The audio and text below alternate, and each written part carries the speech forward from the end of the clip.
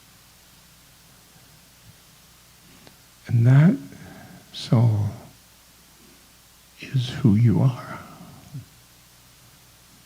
Is who you are. Is who I am.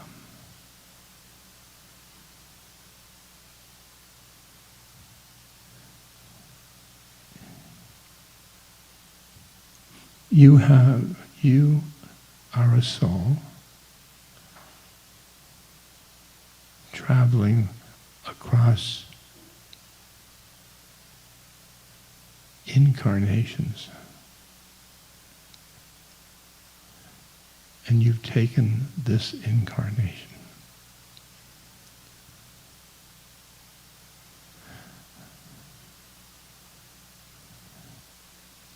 The ego is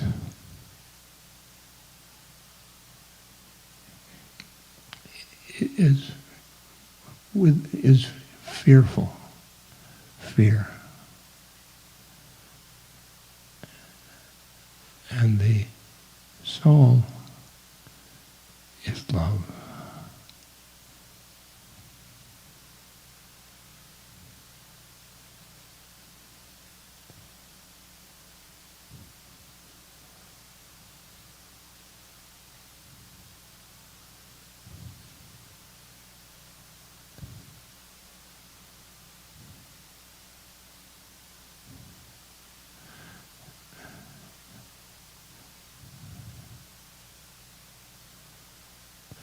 This soul is an individual soul. It's your soul.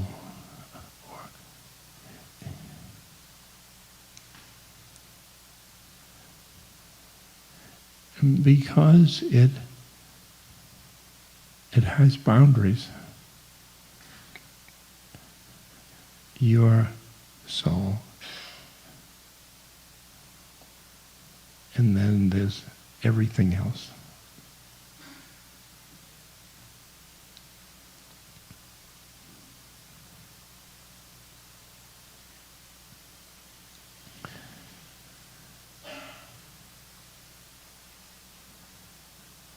And then you graduate from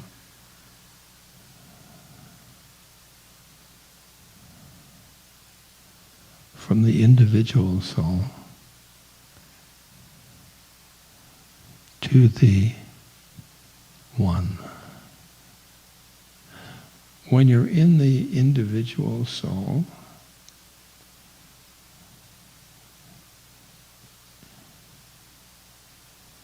you see things only as other.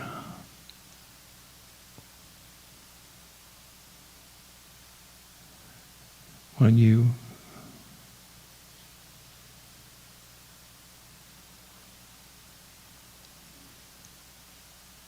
you get to the next step, the third plane of existence, you become the one. You become God. Like, for example, there's my guru in that picture.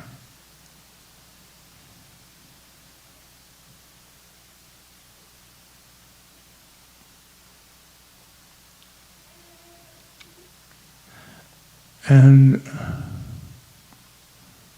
when I first met him, he looked at me with unconditional love. Unconditional love. Unconditional love. He was going, he cared for me. He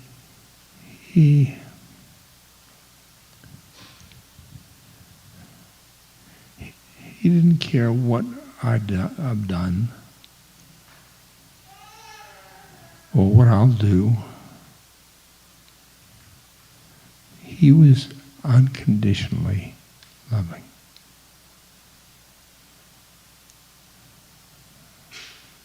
That was new for me, because I had been, all my life I had been subject to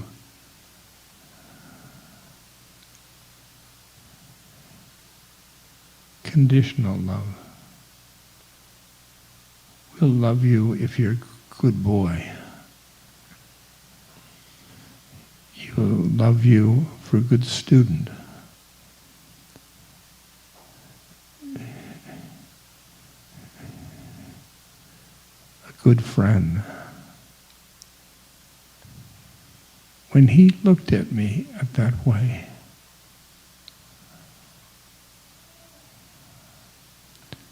I said to myself, I'm home. I'm home. I'm home. And home in my heart. Now, I am an individual soul.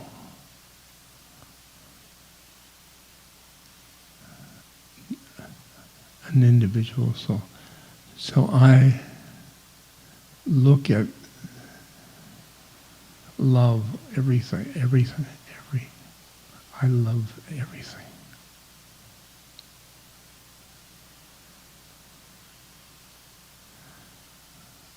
I see love,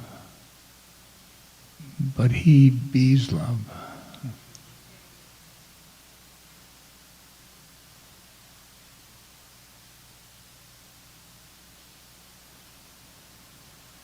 Because he's number 3.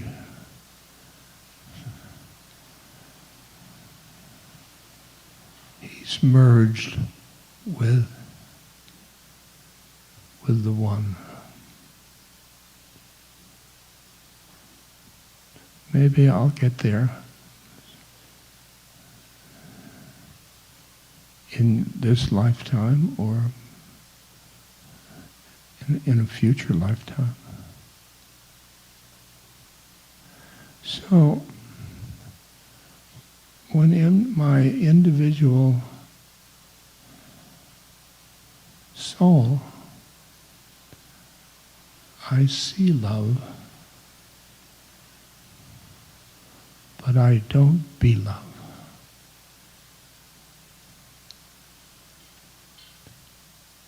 I can mimic love.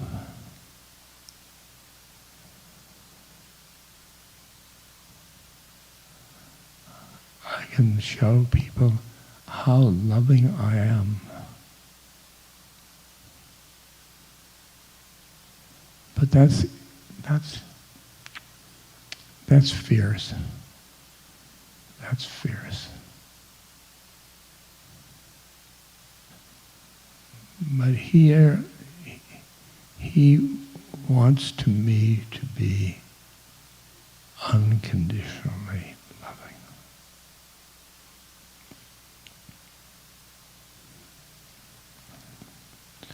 And when he came up to me and he said, Ramdas, love everybody.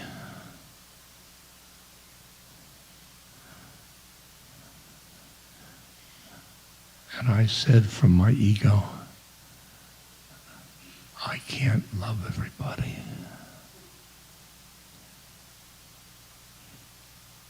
And then then he nose to nose, Ramdas, love everybody.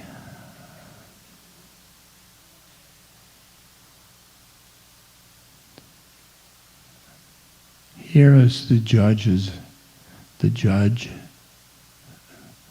I'll say that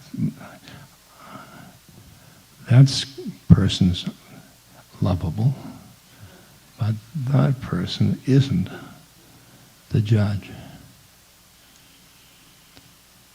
But then when we this heart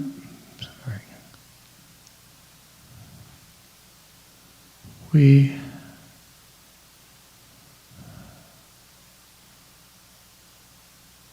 There's no judge. You love everything.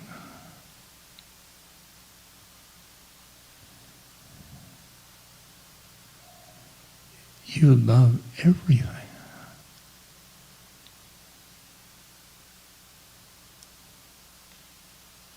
I was speaking in a restaurant,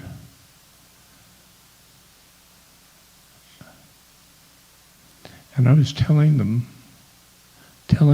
us how much I loved them. And I loved the walls, and I loved the rug. The rug was somewhat spotted. And a friend of mine came up from the audience, and he said, "You know, you used to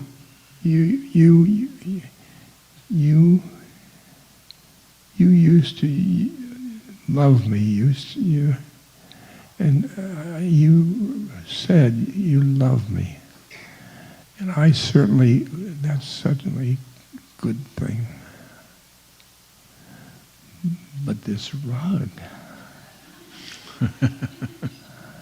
But this rug.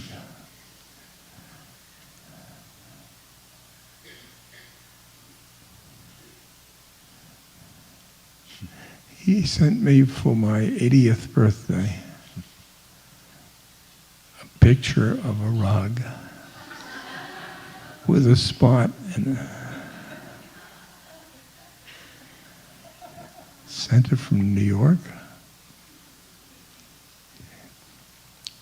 He said, maybe you can put this picture in place of your guru.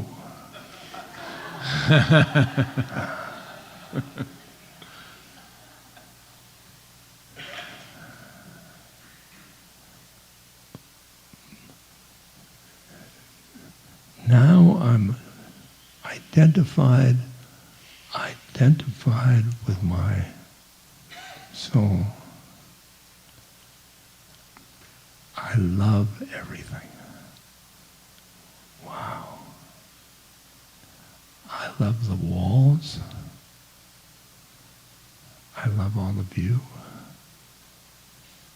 I love my wheelchair. I love everything. I even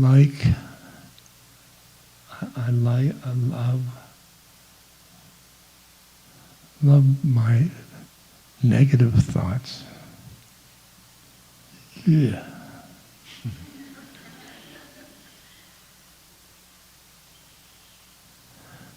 So I'm telling you, this bhakti yoga from here, this is who you think you are, and this one is who you really are.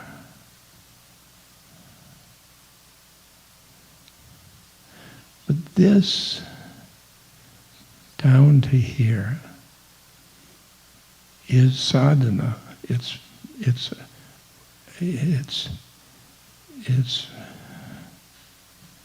spiritual journey.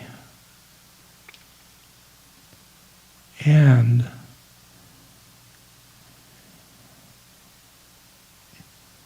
it's the ceremony of death.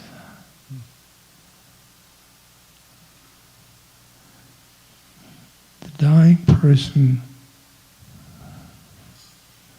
looks back, save me, save me, save me. And then as they get on, they get to the red schoolhouse. They get to the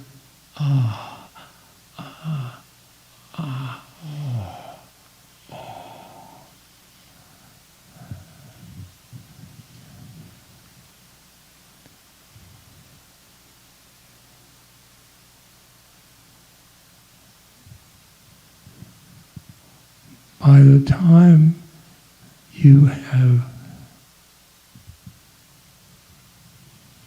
gone through the ceremony of dying, you are a soul. You are not an ego.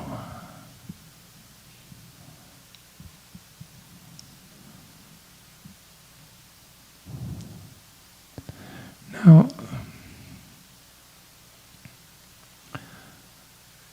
as souls, we have gone through incarnations and stopped off at Soul Land along the way.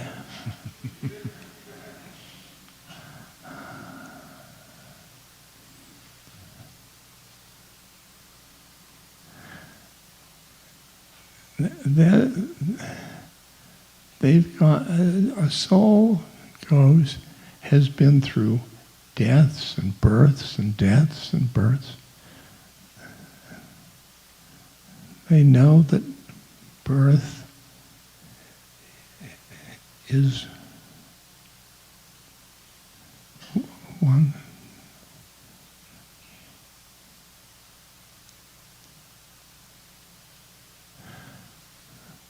The soul does not fear death.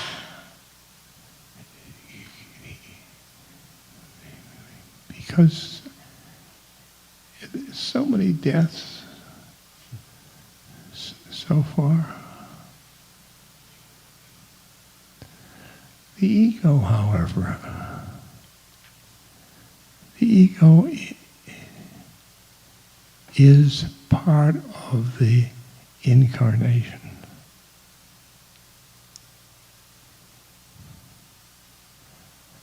And fearful of the ending of the incarnation and ending of the ego. And there's fear about death.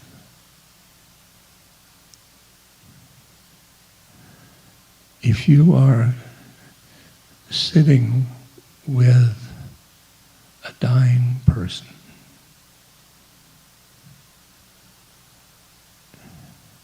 if you have an ego with your roles, I'm a nurse, I'm a doctor, I'm a member of the family, I'm a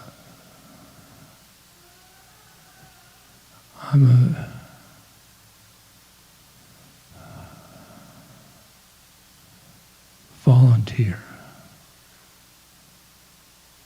Those are roles. Most people, you all have a role in your life. Your role is a yogi or a member of the society or a hippie or a father, a mother.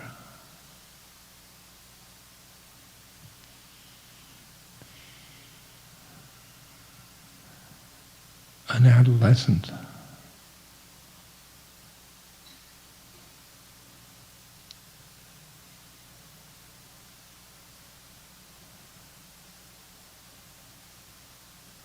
An old man.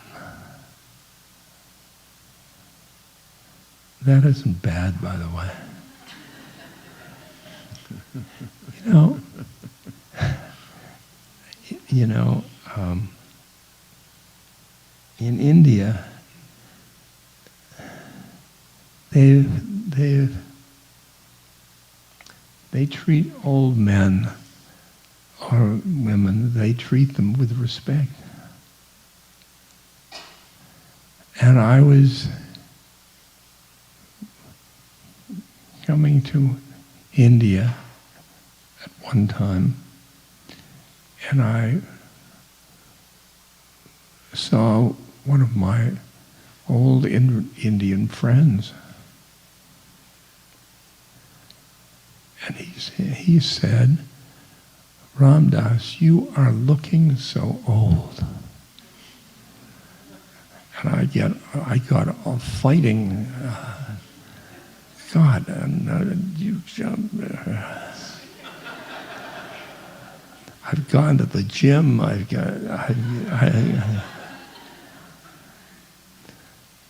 And then I realized he was complimenting me. He was complimenting me. But in our youth-oriented society,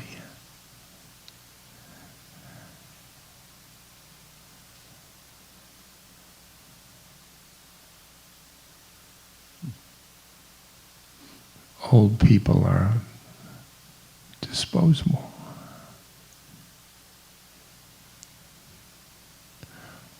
Old people have a perspective about their lives, about the culture.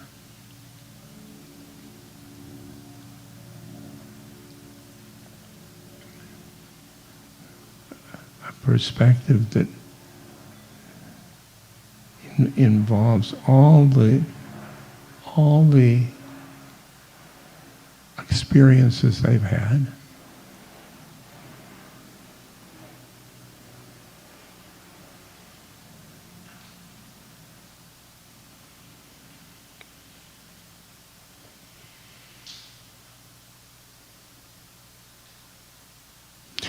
You know,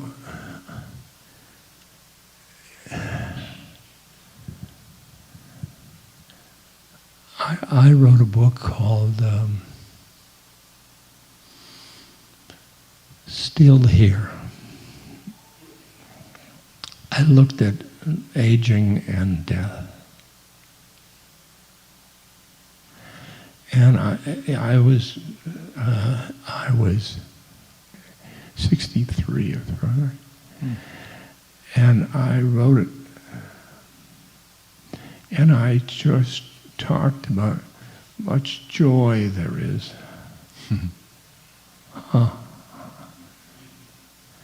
But now that I'm where I am, joy,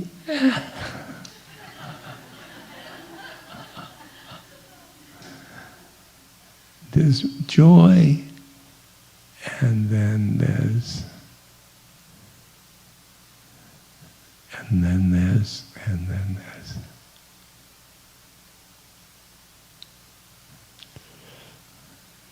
your pains are stepping stones towards the one. Boy, the pain, wow, is that pain. Wow. Oh. I'm not going to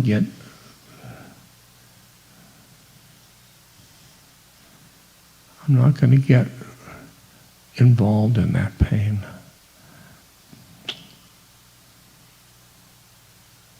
Why not? Why not?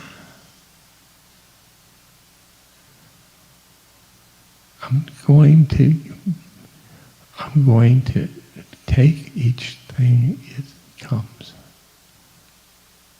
Pain, or pleasure, pain or pleasure.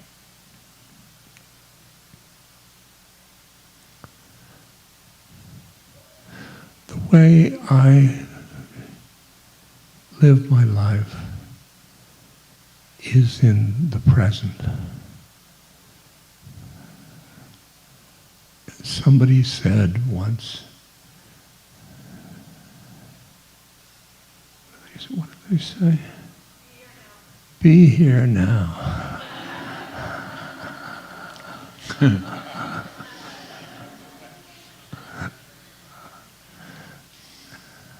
Ram Dass, I was thinking about what you were saying about this movement from the ego to the heart, spiritual heart, and what you're saying now about aging. And one of the things that help us to surrender can be faith, trust, but another thing that helps us is contact with our vulnerability. Contact with our vulnerability. That when we touch this kind of vulnerability, we look for a true refuge. Yeah.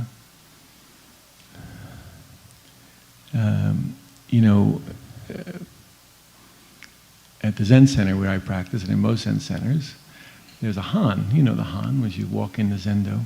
It's a wooden block, oak block, and you hit with a mallet to call the students into meditation. And it's written across this, in Sumi ink it says, beware the great matter of life and death. Life passes swiftly. Wake up. Wake up. Do not squander this life. That's what it says. Yeah? And every day students and teachers pass this block. And every day the wooden mallet hits the block. And what happens over time is that the words disappear. And the block itself becomes the teaching. Until the block itself becomes fragile and falls apart. Yeah? I think we're like that. We try and defend ourselves against the blows of life and keep them at arm's length. And then there's a way in which we start to open, actually, to the difficulties of our life. Yeah. And this brings forward something else. This becomes a doorway to love, I think. Yeah. It's a doorway to faith. Yeah. Yeah. Mm. You use the word surrender. Mm. My sadhana is talking to my guru. Mm. Now, most of you have a guru inside.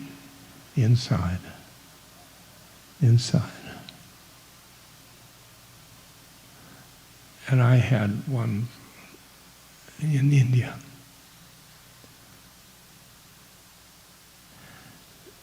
And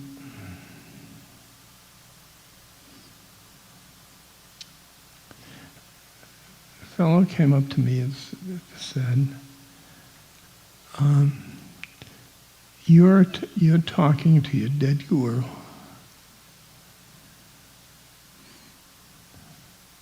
Yes, I said, I do. I talk to my dead guru. He says, well, that's your imagination. And I said, probably.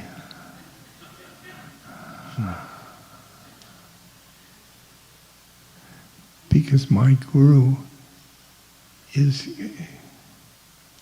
into my imagination. Ha ha ha.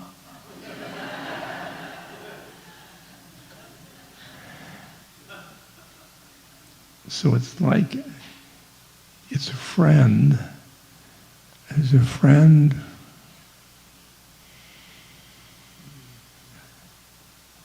has wisdom,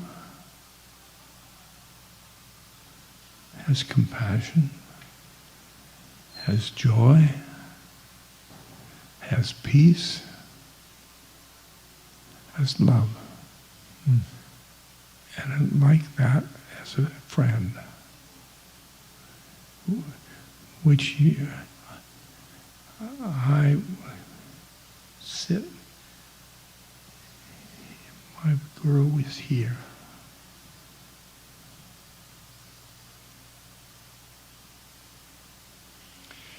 Shall we make some time for them to ask some questions or comments? What do you think? Sure. Yeah?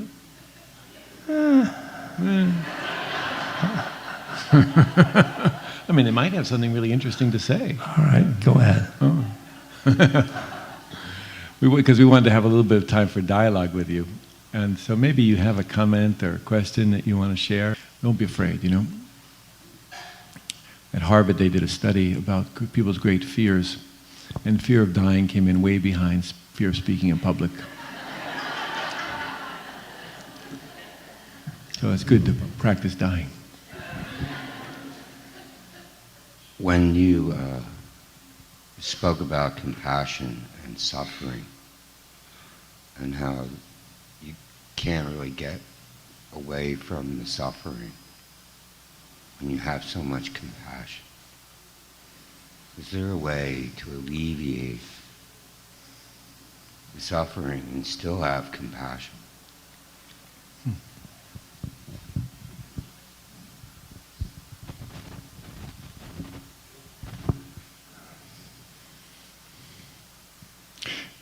I'll say something to start. I think compassion arises out of contact with suffering. So we have to know what suffering is. It doesn't mean that we have to continue to suffer in order to feel compassionate. None of us are strangers to suffering. But it doesn't mean we have to be two suffering people down a well, you know? That doesn't help anybody, yeah? So I think contact with our own suffering allows us to build an empathetic bridge to the other person, and then from that, compassion emerges. Yeah. But, I don't know, what do you think? I think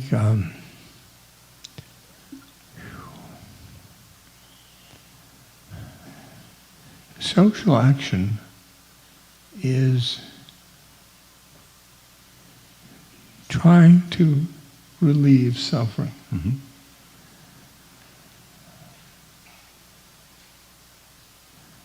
And there are many people who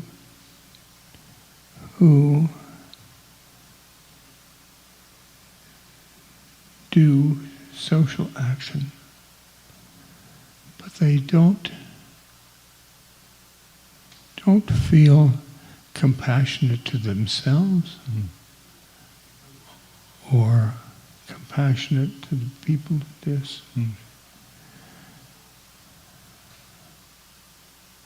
Compassion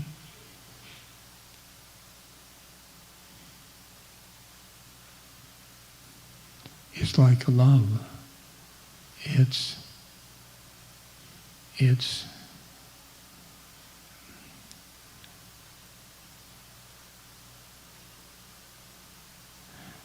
the one. Compassion is you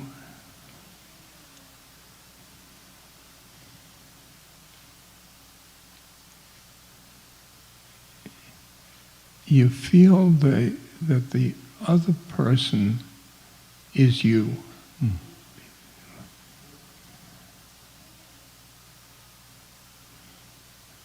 And I don't think many social action people have that. You know, in my tradition, as you know well, we have the notion of the bodhisattva, the being who has the capacity to be completely free of all suffering, but steps back into it until all beings are free. So I think of compassion like this. Bernie actually uses this image. He says, when your left hand gets cut, your right hand immediately reaches out and touches it. Yeah. It doesn't think of it as anything special. Yeah. That's just the most natural response of our being. Yeah. Yeah. Other comments or questions? Things that you want to... Oh, sorry. Yes, please. Hi. Hi. I've heard that in being a caregiver that empathy is kind of on a higher vibration than sympathy. And it made me think of that when you're talking about compassion. And I'm wondering what your thoughts are on how compassion and empathy kind of are related. And yeah. Well, empathy is that capacity that allows us to feel with another. We know something about their suffering because we are familiar with our own, and we build a bridge from that experience to the other person's. But what I see happen a great deal in caregiving is that people get caught in this. They get caught in this feeling with the other, and they get overloaded, actually. And they become kind of reverberating chambers for suffering. So compassion, as you've suggested, takes us to another level. And compassion is really feeling for the other. Yeah? And we feel for the other, not that they're separate from us. As Ram Dass has suggested, we're functioning from unity, really. But we're not as entangled in their suffering, and because of that, we can be of some real help. I mean, the ultimate suffering that everybody's facing is their sense of separation. And if we don't recognize that as part of all suffering, then our efforts will fall short, actually. Our efforts to help will fall short. So I think that's a distinction, one way we could make a distinction. But he mentioned empathy and sympathy. Sympathy, which is low. Yeah, sympathy is very close to pity, isn't it? Yeah, pity. They're the poor unfortunate ones, and we're the good guys on the white horses. Yeah. Yeah. So, compassion is as Ram Dass has suggested, it's a facet of love. It's just the facet of love that shows up in relationship to suffering. It's a kindness. Now, there's other facets of love that we were talking about at the beginning that are just pure delight. And they're just happiness. And we just love, And it isn't about kindness. It's just about delight and pure melting love. And that kind of love has this other way of supporting us. And one of the ways it supports us is by melting the boundaries that we've been so tightly clinging to. Yeah? So that's another way that love shows up. This gentleman here, Mike. Oh, actually, one more. Oh, sorry, Mike's over there. Then Mike will come here. Thank you for your patience. Namaste.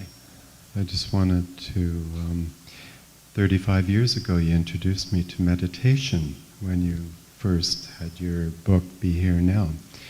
And now asking about meditation to enlightenment. And I've heard people who have experienced death and gone to that consciousness on the other side, and it sure seems the same as a really good meditation. I wonder if you can comment about that to help the meditation of the spiritual path 35 years later. Namaste. You meditate a lot. Oh yeah, you want to do metta? Huh? You mean you want to do some metta? No. Oh, I see what you mean. I'm sorry. You must have really good meditations.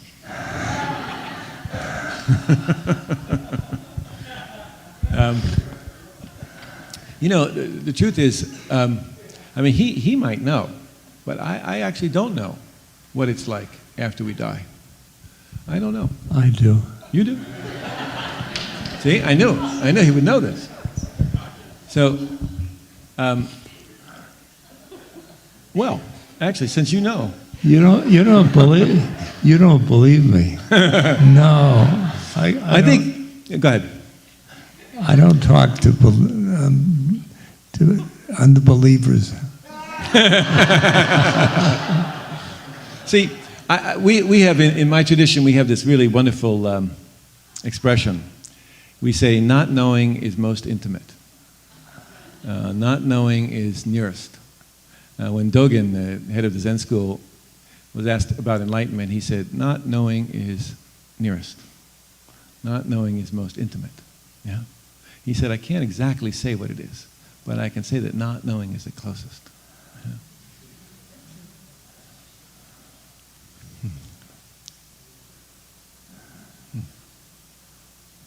I know.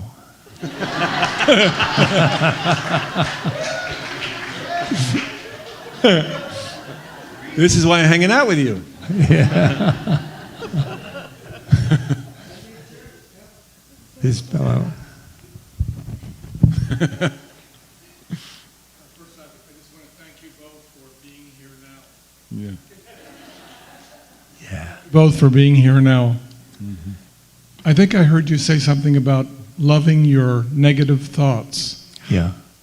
What does one do with one's negative thoughts, and how do you love them? Well, And can you love mine also? you love them to death. Yeah, there we go. Yes, that's it. Very good. That's good. Love them to death. Very good.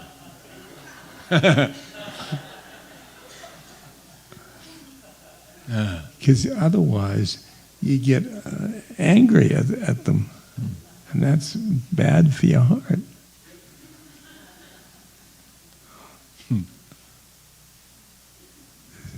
There's Mike. How much? One or two more we have. Namaste, Franco, Ram Dass. The last time I saw you was 50 years ago on the peninsula in the incarnation of Richard Alpert. and I wanted to thank you for all these years. That druggie. Just love that thought. Just love that thought. Among other things, yes. I have a question. You had said that you felt that you loved everything, but you weren't love. Would you expand on that distinction a little bit more? And one other question, if I'm understanding it correctly, if you are not love, what's keeping you? What's keeping me is my separateness. I have a thing about my separateness.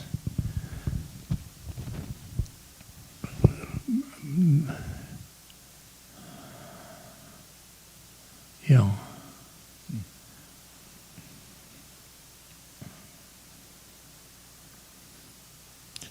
See,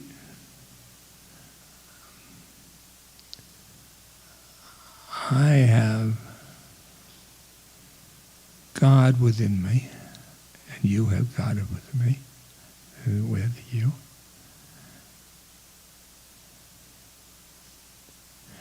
And I have an ego that says, you should be, you shouldn't presume to be like him. That's a little bit. See,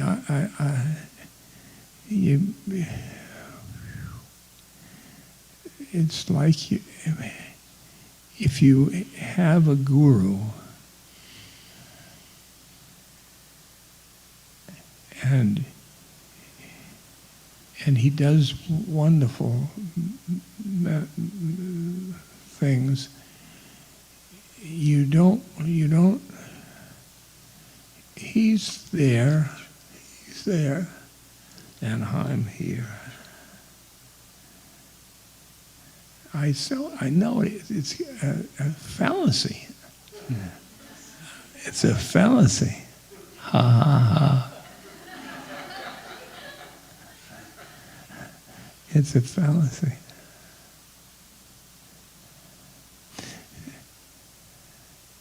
Interestingly enough,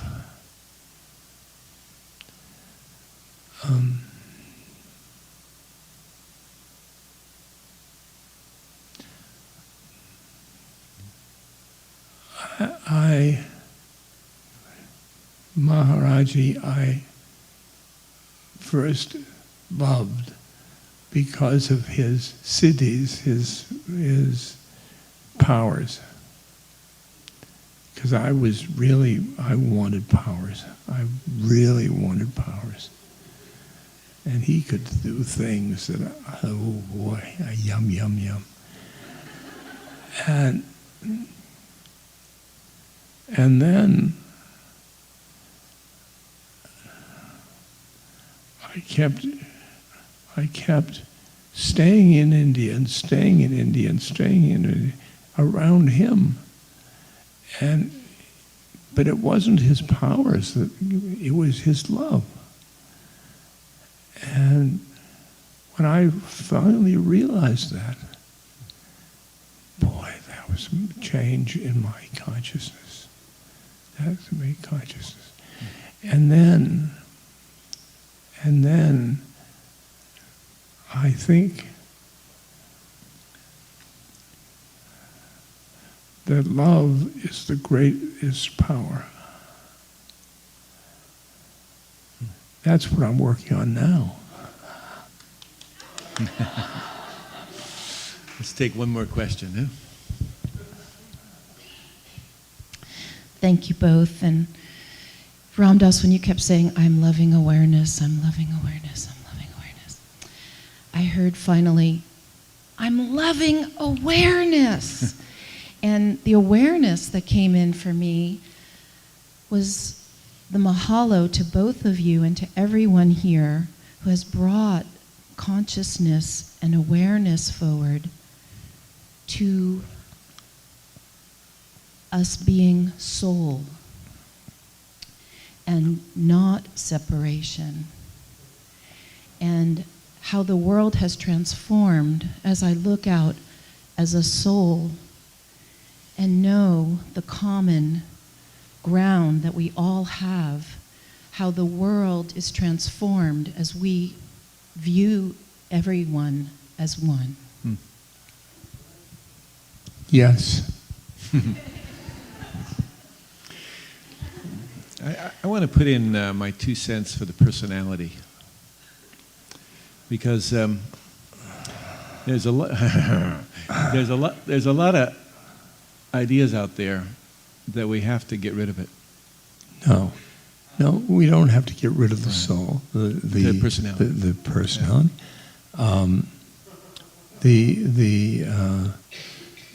The ego is a servant for the soul, Right.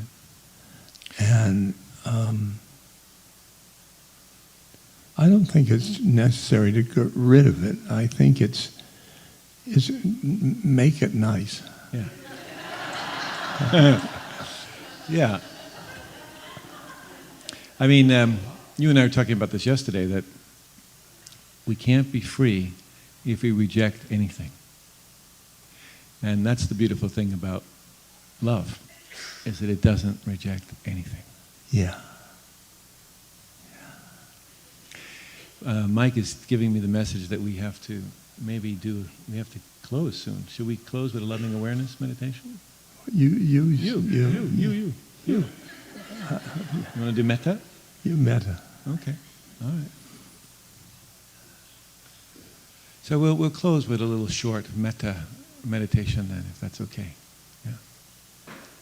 Metta, it means, the word actually means gentleness and friendship, actually. It's often translated as loving kindness, but it's gentleness. And so the image is like a gentle rain pouring down. And friendliness is the kind of unconditional love or unconditional friendliness that Ram Dass has been speaking about. So we can find a position in which we can be comfortable but also alert.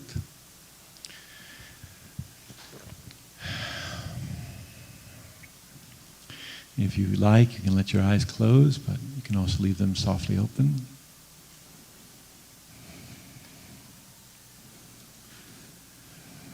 Oh, and just for a moment, take a moment to reflect just on some of the things that Ram Dass has been saying about the enormous power of unconditional love. The warmth of that, the tenderness of that, the delight and happiness, the contentment that comes.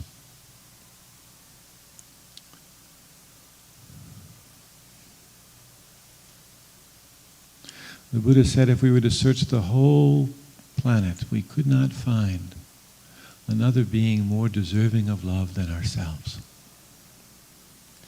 And so we always begin the metta practice with ourselves. Calling an image of ourselves into our own mind and heart. Regarding ourselves with kindness. What we do in the metta practice is we recite phrases again and again. And that recitation cultivates concentration. And so the mind becomes one-pointed and still. And then we make contact with the quality of the phrases that we're evoking, the warmth and love of them. And so we have a concentrated mind meeting an ever-expanding heart. I'll say the classical phrases and then feel free to adapt them in any way that suits you. Generally the first phrase is, may I be safe and free from all danger. May I be safe and free from all danger.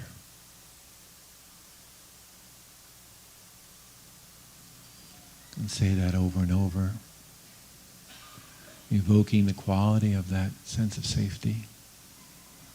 Not safety from conditions, but safety that comes from resting in our true nature. May I be safe, free from all danger.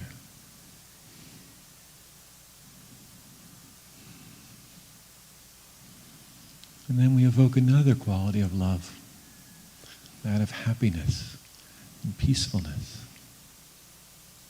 So the phrase might be, may I be happy and peaceful. May I be happy and peaceful.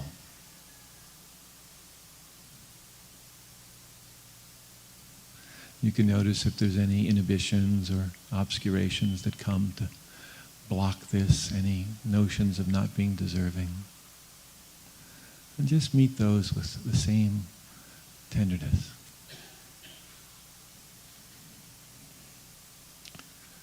The third phrase is usually, may I be well in body and in mind. May I be well in body and in mind. And if I cannot be well in body and mind, may I meet my limitations gracefully.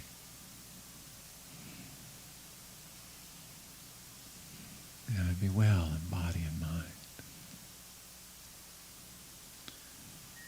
And the fourth and final phrase, may I live with ease, free of struggle and procrastination. May I have all the conditions that contribute to ease.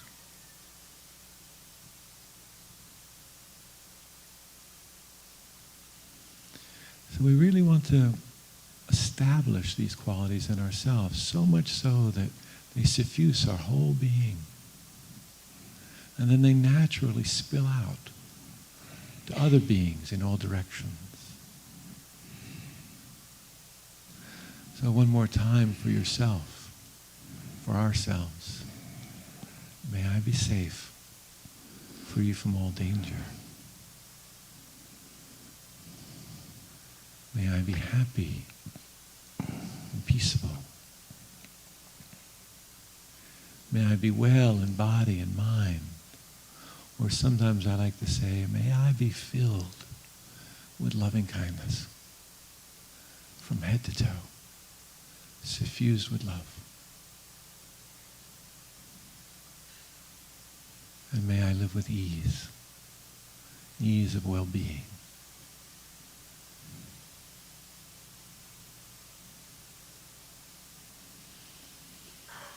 Now choose someone who it's very easy for you to love, who it's not difficult at all for you to love. Classically, it's your benefactor or teacher, but maybe also your child. Someone who it's so easy for you to love. And calling that person into your mind and heart, extending the same wishes to them. So just as I wish to be safe, may you be safe, free from all danger. Calling them by their name, just as I wish to be happy and peaceful, may you also be happy and peaceful.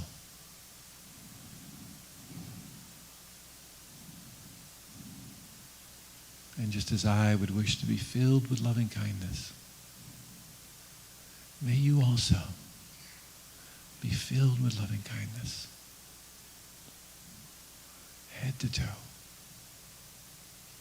heart to heart.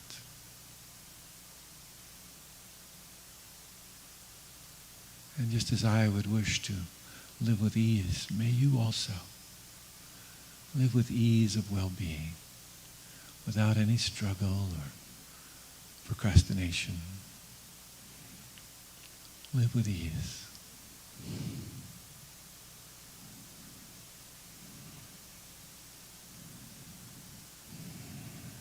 And now widening the circle just a little bit larger to include everybody in this room and all the families of everyone in this room and all the beings that are seen and unseen in our lives that support us. Extending that circle as wide as it can go. Just as I wish to be safe. May everyone here and all beings be safe. And just as I would wish to be happy and peaceful, may everyone here and all beings in all directions be happy and peaceful. And just as I would wish to be filled with loving kindness, may each being here and beings everywhere be filled with loving kindness.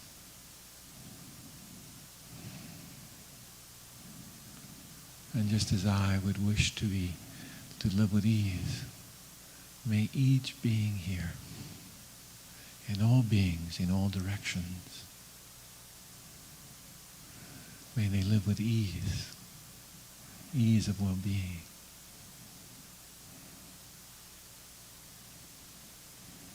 Anicca vara sankara uparvaya damino upakituva niruchanti tesa vipassano zuko. All things are characterized by change and impermanence. To live in harmony with this truth brings great happiness and contentment. Anicca vara sankara uparvaya damino upakituva niruchanti tesa vipassano zuko.